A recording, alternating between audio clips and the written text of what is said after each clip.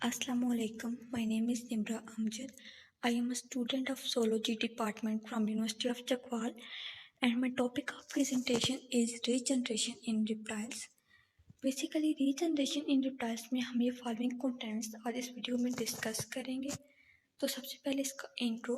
Regeneration basically है क्या? Regeneration एक ऐसी नेचुरल एबिलिटी है किसी भी लिविंग ऑर्गेनिज्म की जिसमें वो लॉस्ट या डैमेज पार्ट को रिपेयर करता है या फिर एक सिंगल फ्रेगमेंट से होल बॉडी को रिकॉन्स्टिट्यूट किया जाता है, यानी कि नए सिरे से बनाया जाता है। इसके मोड्स देखें, यानी कि रीजनरेशन की कौन कौन सी टाइप्स हैं। तो फर्स्ट ऑफ ऑल एपिमॉर्फोसिस है। इसमें रीजनरेशन हम लॉस्ट या डैमेज पार्ट की करते हैं। ये बेसिकली लेजर में होती है और इसमें क्या होगा, प्लोरिफिकेशन होगी न्यू सेल्स की। फर्स्ट जो अडल्ट स्ट्रक्चर होता है लॉस्ट या डैमेज पार्ट पे वो डी डिफ्रेंशिएट होगा। देन उसमें प्लोरिफिकेशन होगी ताकि जो डी डिफ्रेंशिएटेड सेल्स हैं उनके हम नंबर को इंक्रीज कर सकें और इसके रिजल्ट में प्लास्टीमा बन सके। प्लास्टीमा ग्रो करेगा और उसके रिजल्ट में डिस्टल स्ट्रक्चर्स बनेंगे। जो सेल होंगे प्लास्टीमा के अंदर वो रीडिफ्रेंशिएट होंगे और उसके रिजल्ट में बनेगा लॉस्ट पार्ट का रूडिमेंट। सेकेंड टाइप है मॉर्फ्लेक्सिस। इसमें रीजनरेशन बेसिकली होती है एग्जिस्टेंट टिश्यूज़ की, यानी कि रीपैटर्निंग जब होगी एग्जिस्टेंट टिश्यूज़ में तो ये जो रीजनरेशन की टाइप है इसे हम मॉर्फ्लेक्सिस कहेंगे। इसमें जो न्यू ग्रोथ है वो बहुत कम होती है और इस तरह की जो टाइप है रीजनरेशन की उसमें जो हर पार्ट है बॉडी का वो रीमॉडल हो जाता है न्यू ऑर्गेनिज्म के अंदर। जैसे कि हाइड्रा को अगर कट किया जाए स्मॉलर पीसेस के अंदर तो उसका हर एक सेगमेंट है उसके पास स्पेशलाइज्ड इंटरस्टिशियल सेल्स होते हैं जो कि कम्प्लीटली ग्रो कर जाते हैं एक नए ऑर्गेनिज्म के अंदर।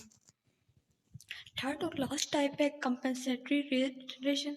कंपनसेटरी रीजनरेशन में क्या होगा, जो कोई भी ऑर्गन जो डैमेज हो गया उसका पार्ट वो रीजनरेट होगा और एग्जिस्टेंट टिश्यूज़ की प्रोलिफरेशन होगी। यहाँ पे सेल डिवाइड करेंगे लेकिन वो डी डिफरेंशिएशन के अंदर नहीं जाएंगे। सिमिलर सेल्स प्रोड्यूस होते हैं लेकिन यहाँ पे जो अनडिफरेंशिएटेड टिश्यूज़ हैं उनका मैस नहीं बनता। इस एग्जांपल में आता है regeneration in mammalian level. Regeneration in reptiles को देखा जाए तो एमनियोर्स के अंदर सिर्फ लिजर्ड है जो कि रीजनरेट करता है एक लार्ज ऑर्गन टेल को जो कि इंटीग्रेटेड टिश्यू से मिलकर बनी होती है। जो मैसिव सेल प्लोरिफिकेशन है ये सस्टेन करती है रीजनरेशन न्यू टेल की और यहाँ पे अनकंट्रोल ग्रोथ नहीं होती। ये कंडीशन क्या इंडिकेट करती है कि एक कंट्रोल मैकेनिज्म है लिजर्ड के अंदर, इसके रिजल्ट में अनकंट्रोल ग्रोथ नहीं होगी।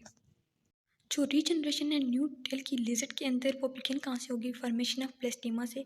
और मॉडर्न स्टडीज ऑलरेडी इंडिकेट कर चुकी हैं कि जो एम्ब्रियोनिक ऑर्गन है वो यूटिलाइज करते हैं सिग्नलिंग पाथवे को, स्पेशली WNT।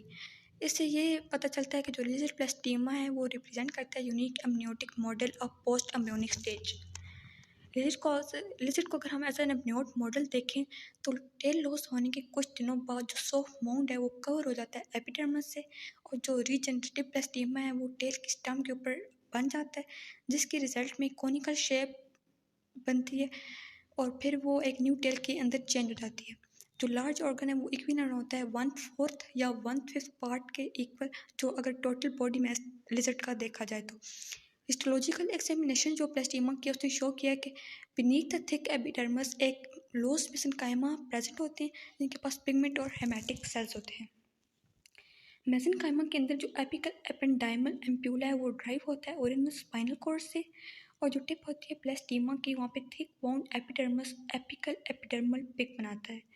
जो स्किन होती है रीजनरेटिंग टेल की वो प्रोड्यूस करती है न्यू जेनिक स्केल्स और यहाँ पे ऑर्गेनाइज्ड मैसेज ऑफ मसल्स होते हैं इंटर मसल्स वगैरह और कनेक्टिव टिश्यूज जो कि सराउंड करते हैं सेंट्रल एक्सियल ऑर्गन को।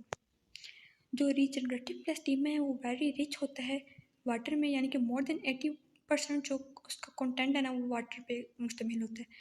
और जो हाइलुरोनेट होगा वहाँ पे क्या होगा, टाइपिकली एम्ब्रियोनिक ऑर्गन होगा जहाँ पे सेल्स प्लोरिफरेट कर सके, मूव कर सके, एग्रीगेट कर सके न्यू टिश्यूज़ के अंदर और जो एपिकल टिप है वो कंटिन्यू कर सके ग्रोथ को। जो हेलारोनेट है वो क्या करता है, कॉन्टेक्ट बनाता है मेसेनकाइमल सेल्स के अराउंड और जो वाउंड केराटिनोसाइट्स होते हैं वो अलाउ करते हैं मूवमेंट को और रीऑर्गेनाइजेशन होती है रीजनरेटिंग टेल के अंदर।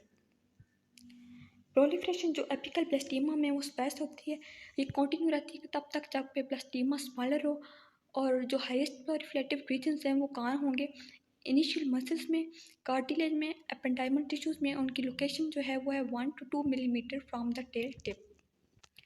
कोडल autotomy in lizard. Caudal autotomy एक ऐसी एबिलिटी है लिजर्ड की जिसमें वो सेल्फ एम्पुटेशन करता है अपने एक पोर्शन जिसकी टेल का है उसको, और रीजनरेट होता है, और उसके बाद ये जो इफेक्टिव एंटी प्रीडेटरी मैकेनिज्म है कोडल ऑटोटोमी, इसकी इंपॉर्टेंस डिपेंड करती है प्रीडेशन रिस्क के ऊपर, यानी कि जितना ज़्यादा प्रीडेशन रिस्क होगा इतनी ज़्यादा कोडल ऑटोटोमी होगी।